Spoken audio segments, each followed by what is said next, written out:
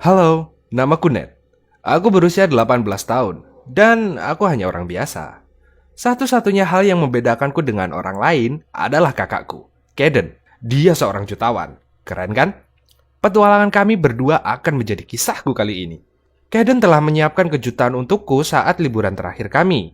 Dia menelponku di tengah malam dan menyuruhku untuk berkemas. 1 jam kemudian kami berada dalam sebuah pesawat. Aku tidak tahu kemana kami akan pergi.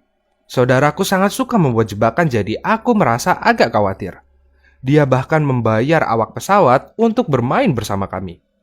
Kemana kita akan pergi? Dan mengapa Bucklet mengatakan nama pilot kita adalah Jack Sparrow? Oh, kamu berbicara tentang Kapten Jack Sparrow?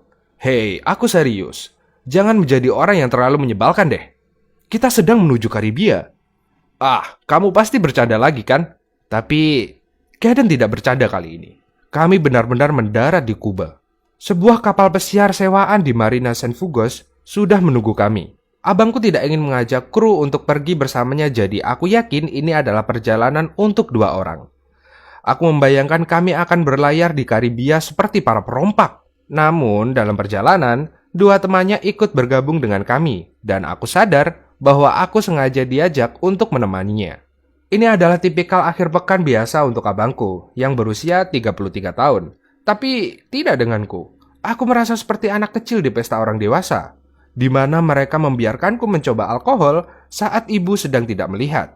Alih-alih alkohol dan wanita cantik dengan balutan bikini yang Kaden kenalkan kepadaku. Kami bepergian ke arah barat daya sepanjang pantai Karibia. Setelah seharian di laut, alkohol pun sudah habis. Dan Kaden memutuskan untuk mengisi ulang di Pulau Cayo Largo. Teman-temannya dan 4 model juga turun untuk pergi berenang di pantai lokal yang terkenal. Ketika tiba waktunya untuk kembali berlayar, ternyata mereka menyewa kamar di hotel setempat.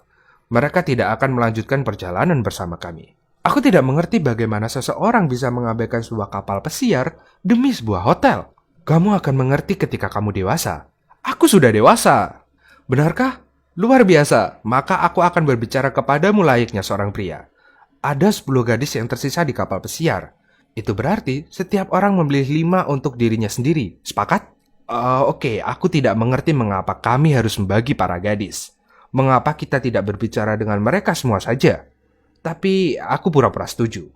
Aku benar-benar ingin abangku menganggapku sebagai orang dewasa dan sepantaran.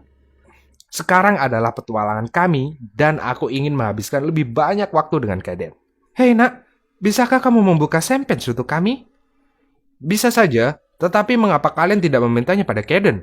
Kaden sudah membuka champagne untuk kami hari ini. Kami ingin kamu membukanya. Sepertinya mereka mencoba mempermalukanku. Mukaku memerah sampai ujung jari. Mereka semua terus mengulurkan gelas padaku seperti tidak ada orang lain yang minum di kapal pesiar. Mereka tidak akan membiarkanku pergi. Dan abangku sepertinya sengaja pergi untuk naik ke bagian kemudi bersama gadis-gadis lain. Oh, bisakah kamu memakaikan tabir surya padaku? Cuaca di sini sangat panas. Aku bahkan tidak sempat untuk menyetujui karena para gadis berbikini ini langsung berbaris di sekitarku. Aku mengambil tabir surya dan menuangkannya ke tanganku. Tapi masih belum berani untuk menyentuh punggung seorang gadis. Aku belum pernah melakukan ini dengan gadis manapun. Jika ini adalah kesempatanku, aku takut aku malah mengacaukannya.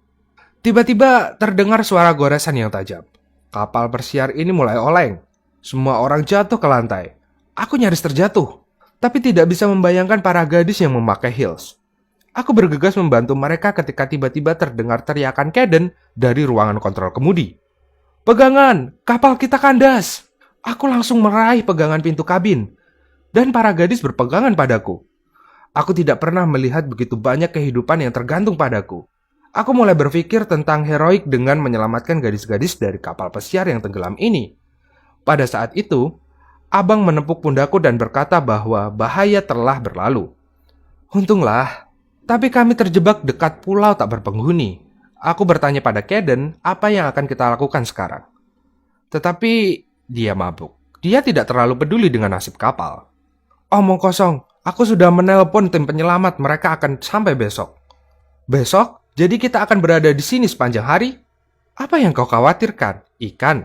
Mereka punya banyak makanan dan alkohol. Bawa gadis-gadis itu ke pulau. Tapi itu pulau tak berpenghuni, pantai liar. Tidak masalah. Cepat bawa gadis-gadis itu ke sana. Ide yang luar biasa. Seolah-olah para model lebih suka menghabiskan waktu selain di kapal pesiar mewah, namun di sebuah pantai liar. Tampaknya aku bukan satu-satunya yang marah dengan Kaden. Aku tidak tahu persis pulau apa itu, tapi itu jelas tidak ada orang di sana. Kami mencoba meminta bantuan, tapi tidak ada yang datang. Hanya ada iguana. Sudah waktunya untuk menjadi pahlawan lagi. Kadal-kadal datang entah dari mana dan mengganggu para gadis, meminta makanan. Aku harus mengusirnya. Aku memberitahu para gadis bahwa aku telah mengusir semuanya. Dan hal ini berpengaruh signifikan terhadap reputasiku. Menjelang malam, aku menjadi lebih populer daripada Kaden. Kami mengobrol sepanjang malam. Aku menceritakan kepada mereka semua cerita horor yang ku ketahui. Kemudian, kami mulai bermain Truth or Dare. Gadis-gadis itu memberitahuku semua rahasia tentang mereka. Ketika kami akhirnya meminum semua persediaan minuman, mereka mulai berani satu sama lain untuk make out denganku. Dan pagi datang menjelang, dan aku tertidur dengan sangat bahagia. Aku hampir berteriak karena terkejut. Dari mana pria tua ini datang? Kenapa dia tersenyum? Aku langsung lompat berdiri. Hei anak muda, apa kamu lelah? Ada banyak wanita di sini dan kamu hanya sendirian. Apa yang sedang kau bicarakan? Ya, kamu sedang syuting film kan? Film apa? Kapal kami tenggelam dan sedang menuju regu penyelamat. Bagaimana Anda bisa sampai di sini? Dengan kapal dan para turis. Aku seorang pemandu wisata. Tapi ini pulau terpencil. Ya benar, ini pulau terpencil. Ini adalah Pulau Iguana, tujuan wisata yang sangat populer. Aku harap kamu tidak membahayakan para iguana. Mereka dilindungi oleh hukum Kuba. Aku terkejut. Jadi, selama ini kami berada di pulau yang dikunjungi banyak wisatawan setiap harinya. Lalu, mengapa tim penyelamat tidak segera datang? Mereka seharusnya melindungi iguana dari manusia. Berbekal pertanyaan ini, aku menghampiri Kaden. Tapi, penyelamat apa? Bukankah kita di Cayo Largo? Oh, di mana gadis-gadis itu? Kaden bahkan belum menelpon regu penyelamat. Aku tidak pernah malu akan abangku, tapi pada saat yang sama, aku memang bersenang-senang. Jadi, siapa di antara kami yang benar-benar dewasa? Terima kasih pada Pak Liam karena telah mengizinkan kami dan para gadis untuk menumpang di kapal turisnya. Petualangan ini membuat kami sangat dekat hingga beberapa gadis memberiku nomor mereka. Ini benar-benar terjadi padaku. Ya, sekian ceritaku. Terima kasih telah mendengarkan. Oke, cerita kedua. Hai semuanya, aku Chris. Aku selalu dikelilingi oleh wanita cantik dan para pria yang iri padaku karena aku memiliki pekerjaan impian. Tapi aku bukan bintang rock atau aktor Hollywood. Aku hanya menghirup bau para gadis untuk sejumlah uang. Aku akan menceritakan runtutan peristiwa ini. Kisah ini dimulai saat aku gagal ujian masuk perguruan tinggi. Aku berjalan pulang. Aku tidak tahu bagaimana cara menyampaikan kabar buruk ini kepada orang tuaku. Sepanjang jalan, aku mengambil brosur yang dibagikan oleh seorang pria. Tiba-tiba terlintas dalam benakku bahwa aku mungkin bisa membagikan brosur juga. Selama 1 minggu, aku merasa depresi. Aku menghabiskan waktu di depan komputer, minum soda, dan makan keripik. Aku akhirnya memutuskan untuk menenangkan diri. Aku membuka situs pencarian kerja dan mulai mencari kerjaan. Aku akhirnya mendaftar untuk wawancara di sebuah perusahaan farmasi. Pada saat itu, aku tidak memahami apa tugas pekerjaan itu. Ketika aku mencari di Google, aku menemukan bahwa mungkin aku harus berdiri di jalur konveyor dan memeriksa sejumlah tablet yang tak terbatas. Sangat menyenangkan. Dan pagi berikutnya, aku tiba di kantor.